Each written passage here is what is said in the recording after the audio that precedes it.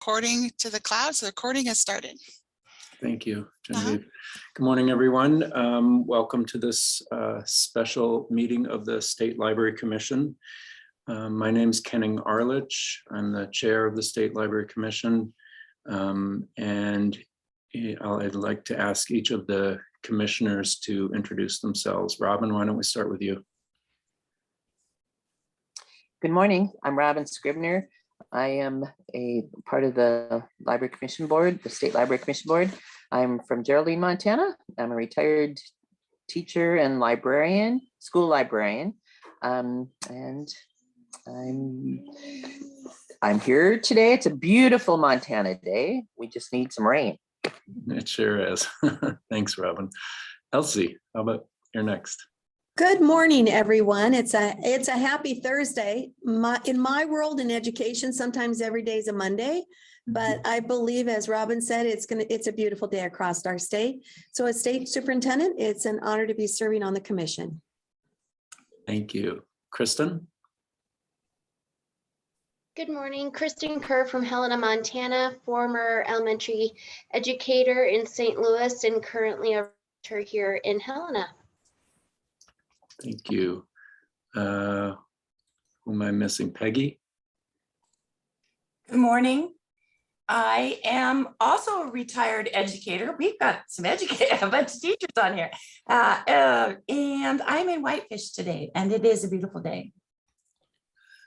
Okay, that's everyone that I can see. Genevieve, did I miss anyone? For commissioners, that is everyone. Okay, and so I just want to remind everyone that this is a special meeting to discuss the options pertaining to the Imagine If libraries, but there will be no action taken today.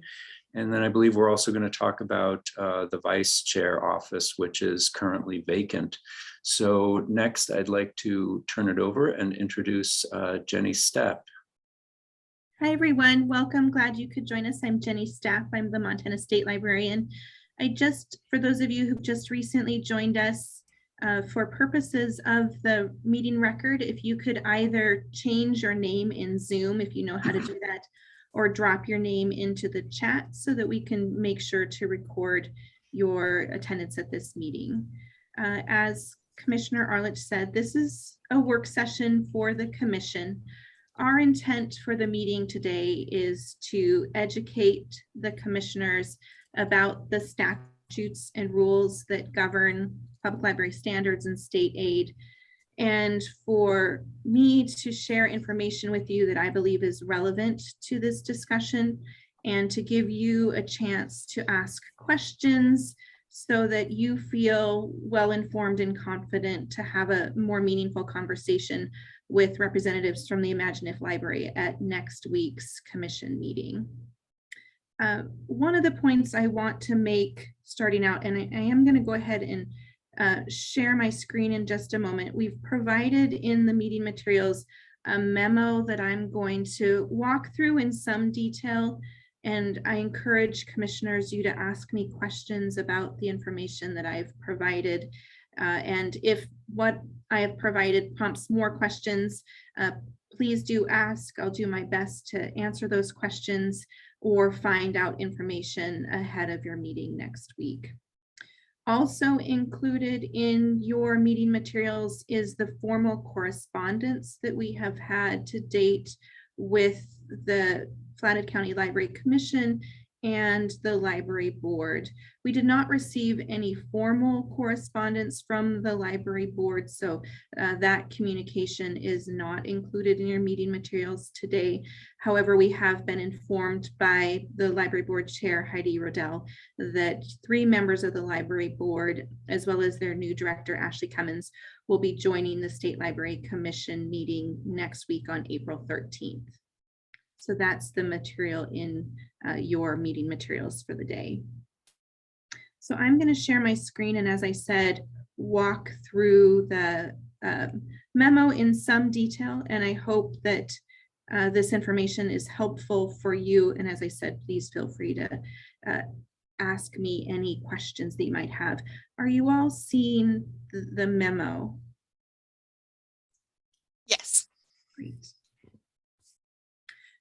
So importantly, and we'll talk about this when we get to some of the statutes and rules, the questions that come from a library pertaining to these kinds of matters to the State Library Commission need to come from the library board, which is recognized as the governing body for libraries in the state of Montana.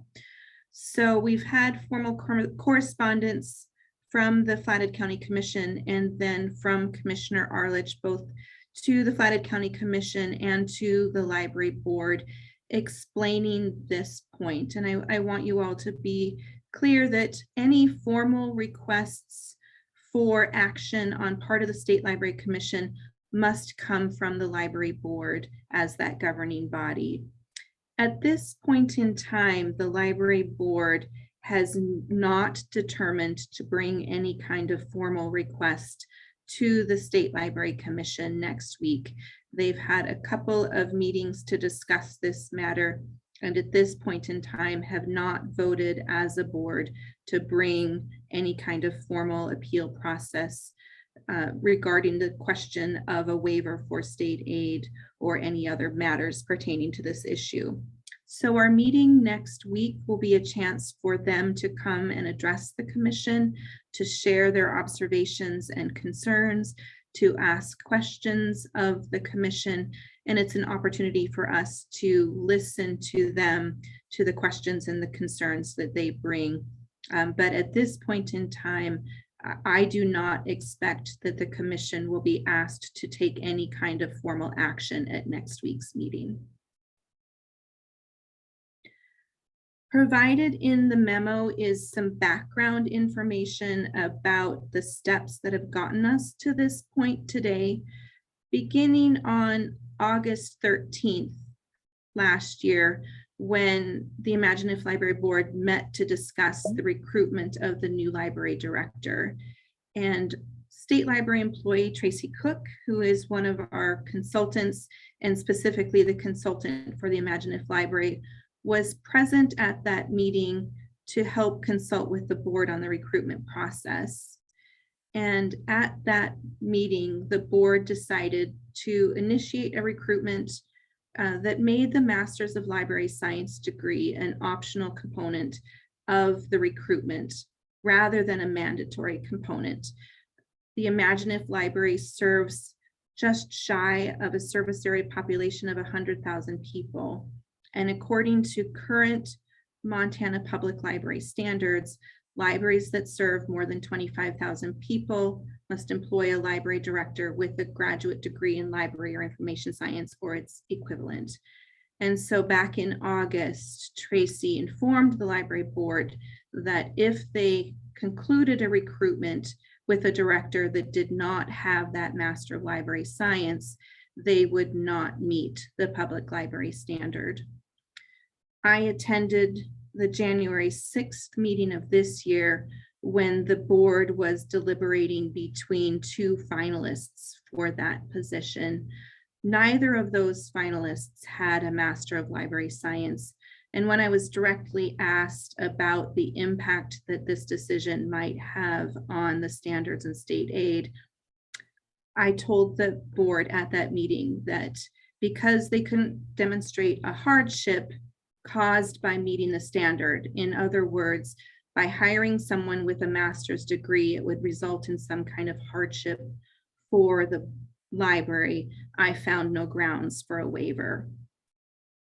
And then in February, as is included in your meeting materials, the State Library Commission received a letter from the Flathead County Commission raising some questions about why the combination of the new library director's work experience and educational credentials and the educational credentials of other library staff could not be considered equivalent to the requirement in the standard.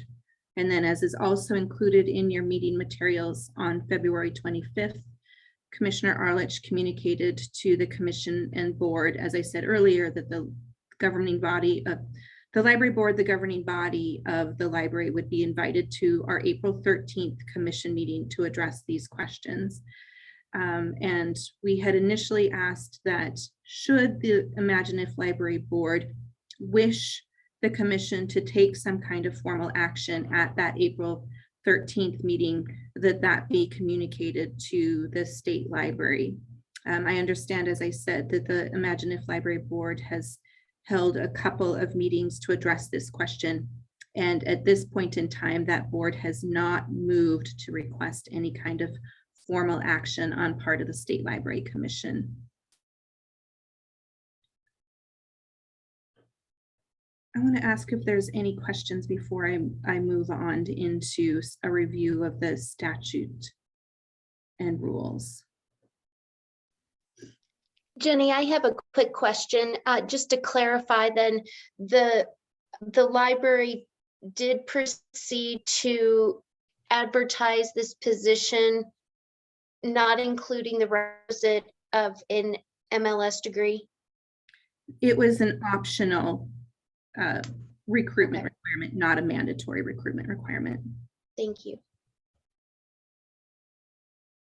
So Jenny, I have one. When it comes to the standard of the hardship, and I don't know how many appeal processes there have been to know what that standard might be. I know I have one here when decisions from trustees go to the county superintendent, and then it comes to myself, and it could come on many different components, either of a rule or of a statute in a questioning. So what was your standard in saying that there was no hardship created? The board has not identified that hiring a library director with a master's degree would create a hardship for them. And when they made the decision in August to move forward with a recruitment, that was an objective decision that the board made at that time, with no consideration to the fact that hiring someone with a master's degree would create a hardship for them. And therefore, it was based on the public record and their decision to move forward, knowing that the decision that they made could have these consequences. And we can talk a little bit more about past appeals and the appeal process as we get to that rule, if that's helpful.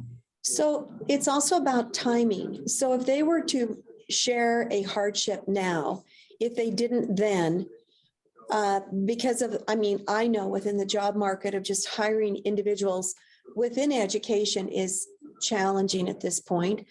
I also know that within the part, of any boutique or specialized, it's very challenging to hire. So if they were to show that hardship now, would that negate your determination of hardship? I don't believe it would. And as I told the library board back in January, because they did not enter into this recruitment process from the beginning with concerns about a hardship that would be created by hiring a director, and because they entered this process knowing that their decision would have these ramifications, ethically, I don't know how they could change what's been stated in the public record to somehow generate a hardship. I do want to address what an appeals process would look like a little bit later, if that's okay.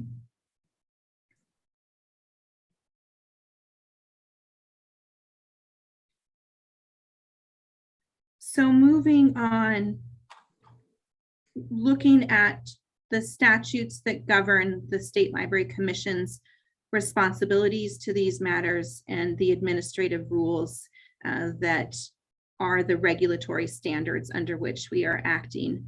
22.1.1038 says that the State Library Commission is the board of professional standards and examiners to develop standards for public libraries and to adopt rules for the certification of librarians. So commissioners, this is the statute that governs your authority in this matter. And 22.1.302 is the statute that states that it's the purpose of the part of Montana Code to encourage the establishment, adequate financing, and effective administration of free public libraries in the state, to give the people of Montana the fullest opportunity to enrich and inform themselves through reading. And it's through the public library standards that we identify that basic level of library service that all Montanans deserve, no matter where they live in the state. And it's through the state library's application of these standards that we ensure that library services are delivered fairly and consistently across the state. According to research we've conducted, the Commission first adopted public library standards in 1977. And at that time, the standard for libraries were that the professional, i.e. the library director, required training acquired from a graduate degree from a library school accredited by the American Library Association. So from our very first public library standards, we see this requirement of the library professional having a graduate degree in library science. The state library has revised these standards approximately every 10 years since then. The standards that are currently in effect have been in effect since June 25th, 2010. And then, as you all know, the State Library Commission adopted new standards last August that take effect July 1, 2022. So the standard that is currently in effect that says that a library the director of a library that serves more than 25,000 people shall have a Master of Library Science degree or the equivalent is the standard that's in effect today, and that is in effect through the recruitment period for this position. And then there is a new standard that libraries will be required that they certify next fiscal year. And that new standard says that directors of libraries that serve over 25,000 people have a Master of Library Science or equivalent degree. So there's a slight change in the language of that rule. The intent is still very much the same. And again, the current standard has been in effect since 2010. When we went through the process to revise the public library standards, we began that process by working with a task force of librarians back in 2019. That task force advised the State Library Commission on draft changes to the public library standards. We went through a very extensive public comment period on those draft standards. And we actually put the process on hold for several months so that we could evaluate the impact of the COVID-19 pandemic on library services to make sure that as we were considering the application of revised public library standards, that we took into account how the pandemic might change service models. We then reopened a public comment period on the draft standards. In June of 2021, the Commission took action to adopt draft standards and move those draft standards through an administrative rules process that involved additional public comment as well as review by the Education Interim Committee of the Legislature, which is required to review administrative rules from the State Library. And then subsequent to that, the State Library Commission adopted the new standards at their August meeting to take effect on July 1, 2022.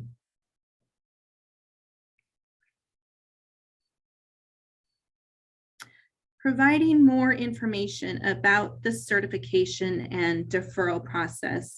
And this is a point I want to spend a little time on and make sure that you're familiar with, excuse me. So Jenny, I have one question because we're going through this very same process of standards as well. Within schools, what is a quality school with accreditation? And one of the things I did as a legislator in 15 was to say that if there is a standard that is a mandate basically to a school district where funding may be inhibited or prohibited or in some manner removed from a school district or incurred on a school district in either shape or form, that it has to go through a negotiating rulemaking committee, which is different than any kind of other rules. And I've done them both ways in my role. But it also then says that that economic impact statement is very transparent. And I don't know if that was some of this process with these library standards, if that economic impact statement may indeed be relevant at this point, or at the point of where we are now with what's occurring in Kalispell. That's a really good question, Superintendent. We did look at the economic impact of the adoption of the new public library standards and found that there was no economic impact by the passage of the essential standards. And in particular to this standard, because all of the libraries at the time the standard was adopted already employed library directors that met the standard, there was no economic impact to requiring them to continue to maintain the current staffing level.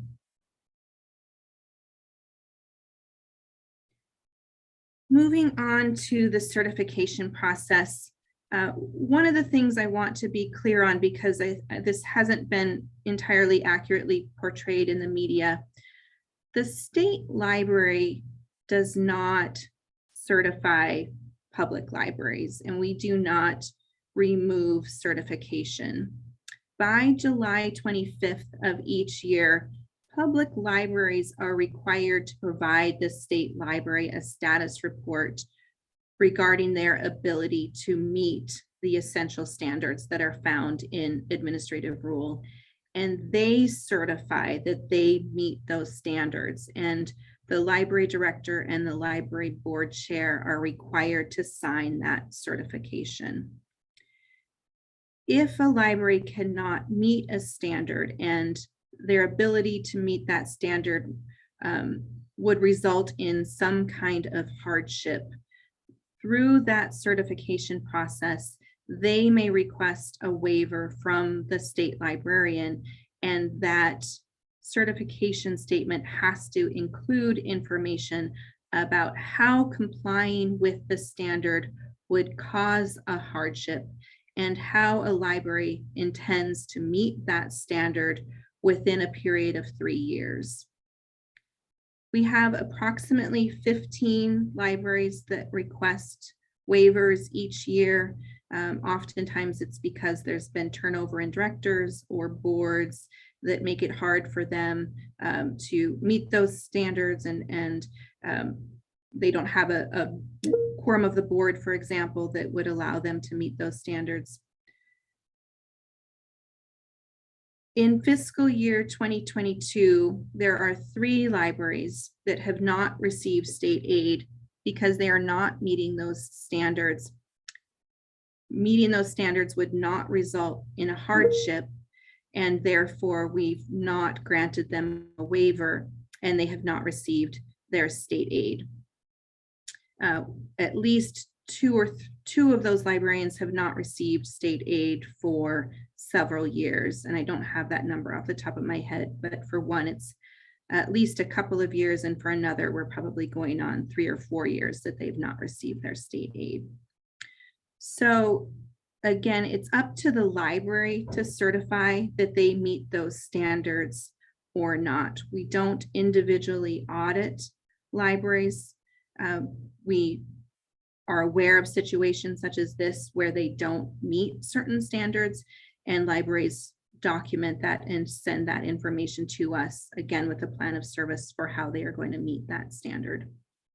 So in this particular instance, when we request libraries to send us that certification, that process will start in May, and by July 25th, each library must respond. We expect that the Imagine If library will in their certification state that they do not have a library director that has the Master of Library Science degree or the equivalent. And it's at that point that they could request a waiver, and at that point where we could enter into this formal appeal process. Because of the public nature of the meetings where these issues have been discussed, and the fact that I was asked directly in a January meeting,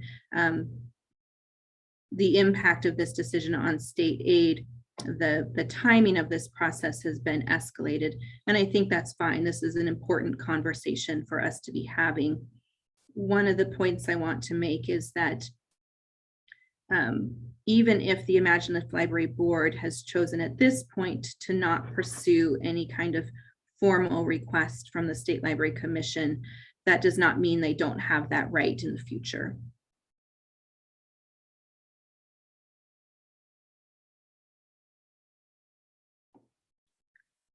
Moving on to the statutes and rules that govern state aid and the loss of state aid. 22(1), 326, and 327 are the statutes that pertain to state aid funding and the distribution of state aid. State aid is from the state general fund, and it amounts to 40 cents per capita. And state aid is distributed by a formula-based grant to all public libraries that meet the standards or that are granted waivers.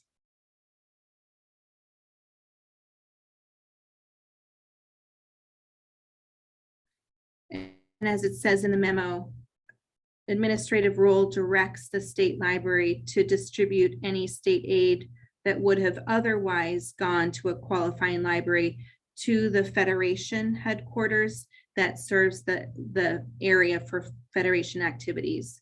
So as I said, we have 3 libraries that currently are not receiving state aid. The state aid that they would have otherwise received is going to their federations. As I said, there is a formal appeals process that governs how the state library should consider a challenge to my determination with regard to offering a waiver. Administrative rules says that the commission is the final arbiter for questions that arise pertaining to the administration of the public library standards. And Rule 10-102-1154 outlines the process that libraries need to follow if they are denied a waiver of one or more of those standards. That process requires the State Library Commission to seat an independent review committee to hear testimony about the appeal and to make a recommendation for the commission. So all of the questions that you're asking about the timing and the process for implementing standards could all be factors that would be considered in a formal appeal process that would be presented to an independent committee, and that committee would then be charged with making a recommendation to the State Library Commission. The process for seating an independent review committee is described in administrative rule. The library in question nominates one person to sit on the review committee. And according to rule, that person cannot be a member of the library board, or the county commission. The State Library Commission appoints someone to that independent review committee. And again, that person cannot be a member of the state library staff or the State Library Commission. And then the Montana Library Association, specifically the vice president of the Montana Library Association, appoints the 3rd person to sit on that independent rule committee. So I want to be clear that, again, while Imagine If Library has not asked the State Library Commission to go through a formal appeal process, they still have that right to do so. And if they do so, the State Library Commission would direct the state library to initiate this independent review. And then administrative rules says that the State Library Commission is the final arbiter for questions that result from the governing of the state aid distribution.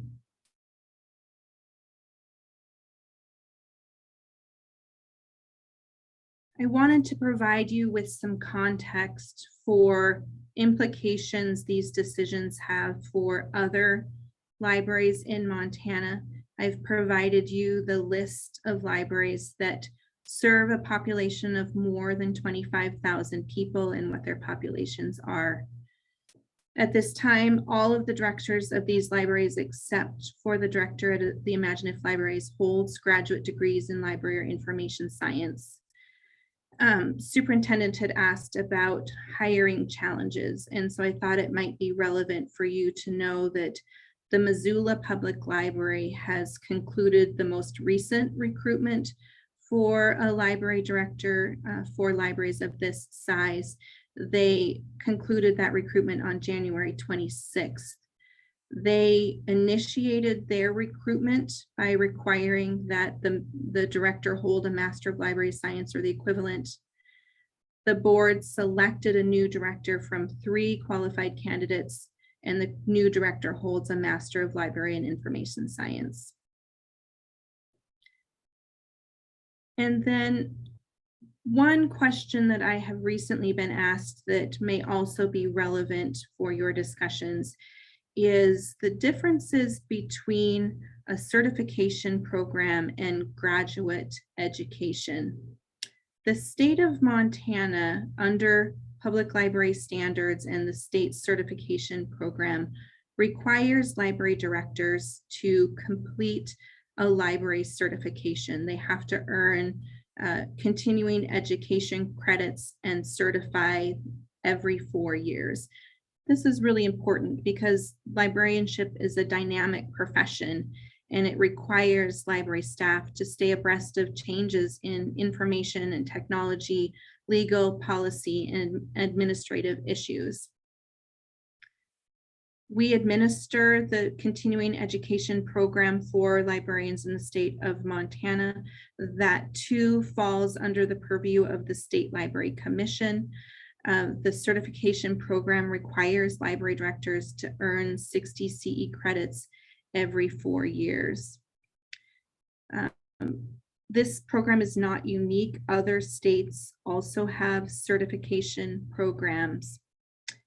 Any library director who has a Master's of Library Science degree must continue to earn certification. Having a master's degree does not exempt them from this continuing requirement for continuing education. And while challenging, the continuing education offered by the state library is not intended to meet the level of academic rigor required by a graduate degree program. I hope that this information is helpful. I hope it's prompted additional questions that you might have.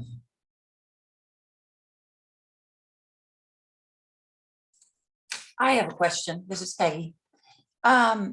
It is my understanding that when they started recruiting initially, there were candidates that had master's degree. Is that correct? That is correct. At the January 6th meeting, the headhunting firm that the Imagine If Libraries used to recruit this position was in attendance.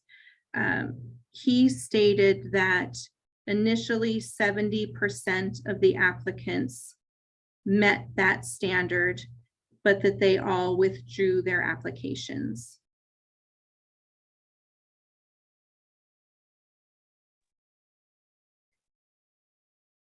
Jenny, I guess that leads me to a follow-up question. Do we have any information about the reasons for withdrawal?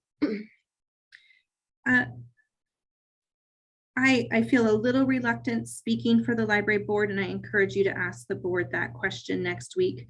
What the headhunter stated was that 2 reasons. One, after the library board initiated the recruitment process, they decided to lower the salary for the position. And that was one factor. And then the second factor was the media surrounding the library, particularly with regard to the materials challenges that that library was facing. Thank you. And then I have one other question. We're talking about an MSL degree, sorry, is that correct? Masters of Libraries, MLS. Yes. And we keep talking about the equivalence of that. Can you touch on what an equivalent degree would be? Thanks for that question. An equivalent degree depends on how a library school refers to their degree. There are different ways that library schools name their degrees. Some are Masters of Library Science, some are Masters of Library and Information Science, some are Masters of Information Science, Masters of Library and Communication Science. So there are a number of different ways in which those library schools refer to their degrees. The state library has always enforced this standard by requiring the director to have that graduate degree.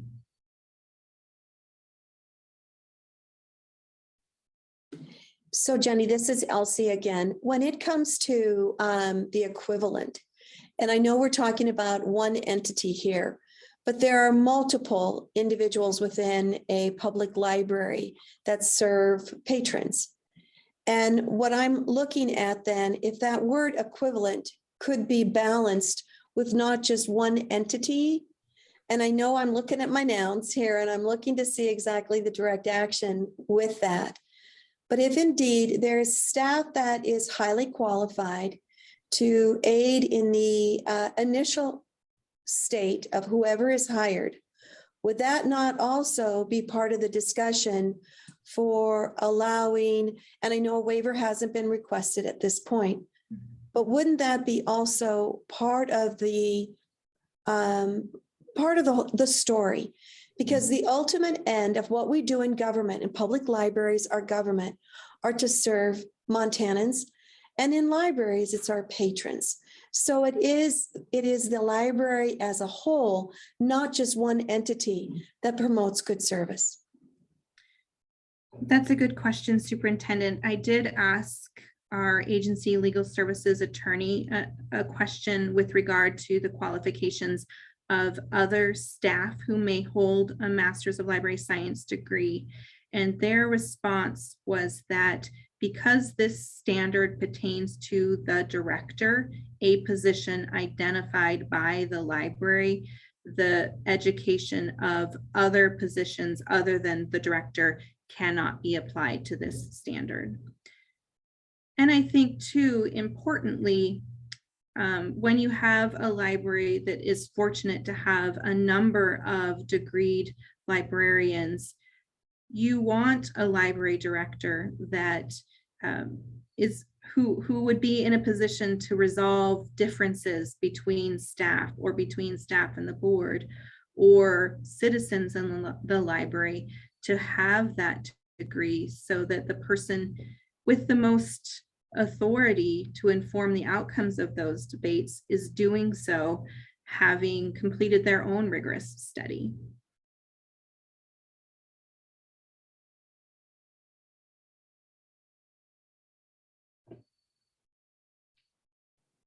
Janie, this is Kenning. I have a question. You said earlier that if this decision stands, the funding would go to the Federation. This would be the Tamarack Federation, right?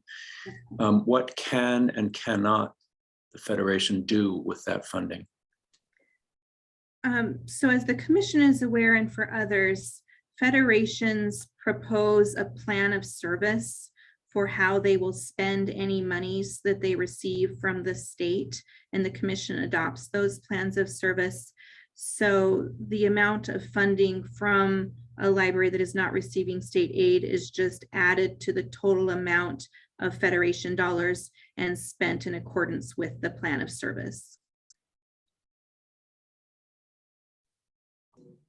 Jenny, I'm assuming that's in statute or rule that those dollars are absorbed that way. When was the last time that was looked at? Elsie, I'll have to check the date on Okay. that particular rule. Thank you. So it's not absorbed back into the general fund. It's absorbed, it's specifically given to the library, to the state, and then the state is what determines the dollars after that. And then it would be through rule that this absorption is taken care of through the Federation. Through the Federation, exactly. And that rule, I do have that in your memo. But I don't have the date that particular rule was last looked at. And I think it's this ARM 10-102-4003 that says that the state aid not awarded to a library is then directed to the Federation.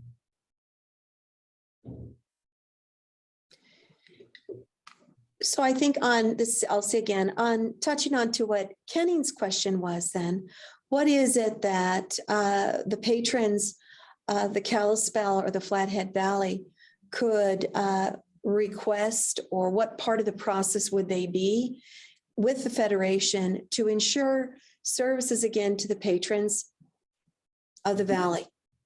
That's a great question. Again, those plans of service have to be reviewed and adopted by the State Library Commission. Federations meet in public meetings where they plan for those plans of service.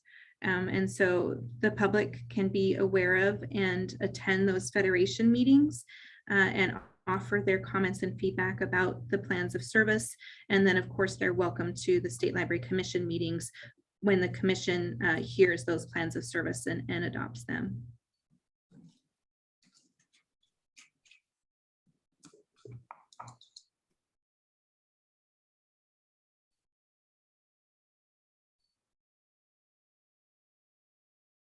Do you have other questions?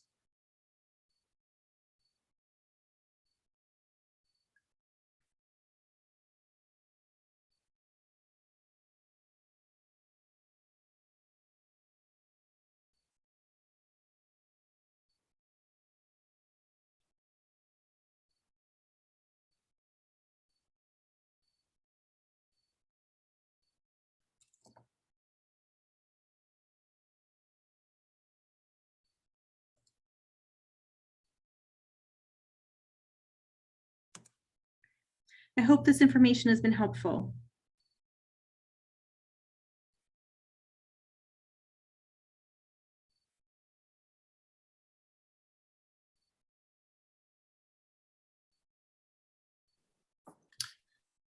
Thank you, Jenny. I guess we can move on to the second item in the on the agenda, and that's the position of vice chair, which is currently vacant.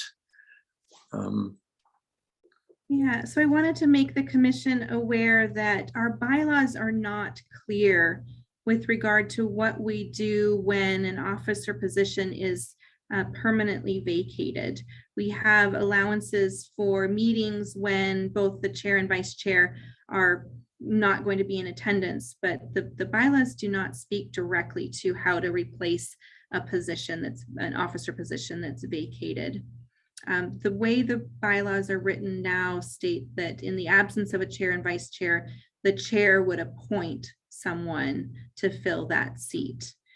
So we do need to determine a vice chair. The next time we elect someone into that position, according to our bylaws, is at your August meeting.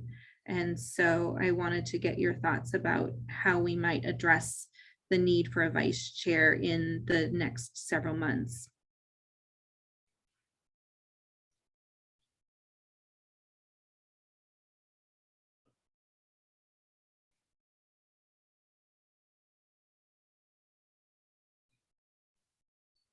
I'll just start by being one of the surviving members of the commission. I'll put it that way. It's been a great day today. We do have so many new people that are on the commission, and their heart is in the right spot. It might be that there needs to be, before a voluntold happens, we need to possibly know exactly what the duties the vice chair might need to be until that August meeting. And then I would take it upon leadership with the chair then to do that appointment. And I'll recuse myself from anything more. Thanks. The role of the vice chair is to act as the chair when the chair cannot lead a meeting. We have a meeting on June 15th, our April 13th meeting next week, and then a meeting on June 15th, and then our August meeting on August 3rd. So there's one meeting where we hope nothing happens to Kenning, but should something happen, we would need a vice chair to step in and chair that meeting.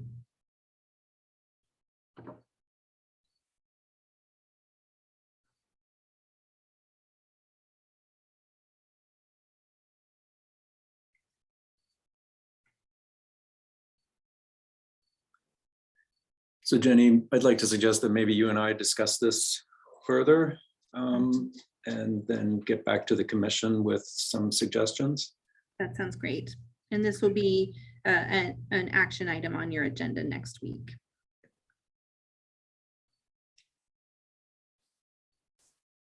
Okay, any other questions? I'd like to open it up for public comment. Is there anyone who would like to say anything about the agenda items we've had today? I would, if I may. Please. I'm going to read from a statement that I actually asked to be sent to the commissioners of this board. So I hope you've received this information, but I'm going to read it as well.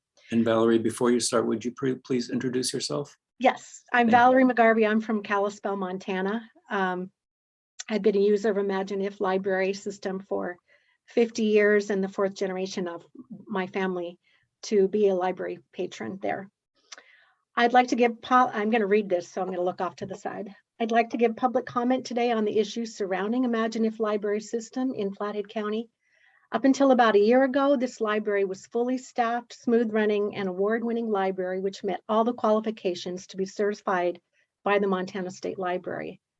As our current county commissioners began to ignore years of precedent in which pro-library qualified trustees were appointed, they appointed 3 members of what I would call extreme right, anti-tax, and pro-censorship trustees. These trustees, now in the majority, have led to the burnout and resignation of at least 5 highly qualified and excellent librarians, leaving our beloved library operating with a diminished yet dedicated staff, enduring constant chaos created by a board who does not understand board governance or service. You've received a letter from the county commissioners from Flathead County. I have carefully read this letter and would like to clarify a few points, as I found this letter to be disingenuous. I have attended every single board meeting held by the Board of Trustees at ImagineIF since October 2021. A FOIA request of board emails has shown that 3 of these board members all but colluded to bring a book challenge to our library in what I believe an effort to force the resignation of our interim director. As they began to search for another director, they lowered both the salary and the educational qualifications for the director position.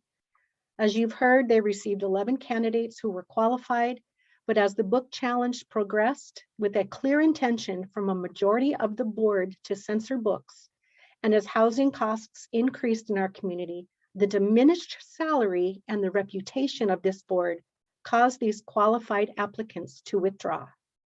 Ignoring all advice to raise the salary and begin the search again, the trustees continued on and hired a candidate with neither the experience nor educational qualifications to run the library the size of ImagineIF.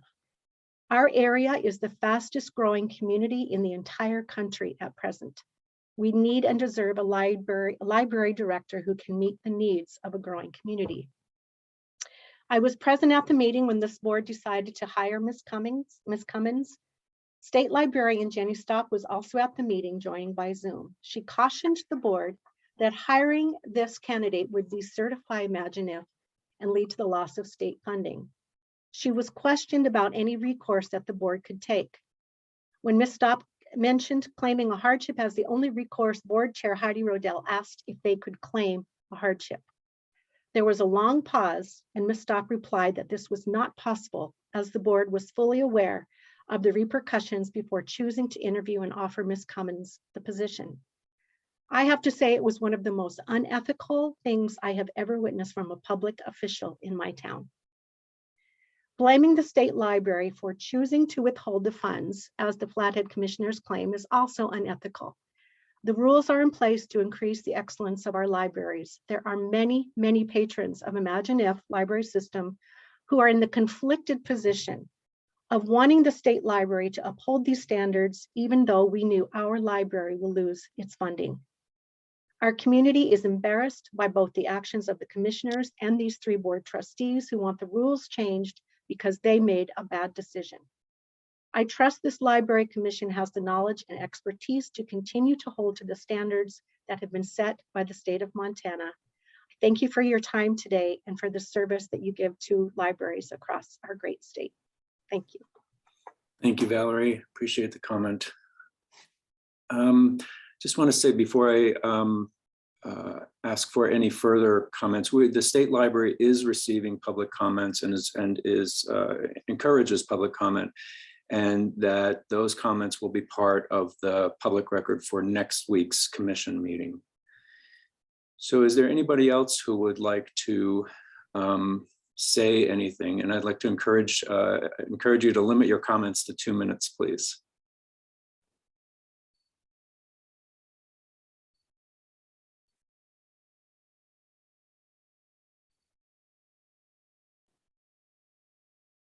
Any other public comment?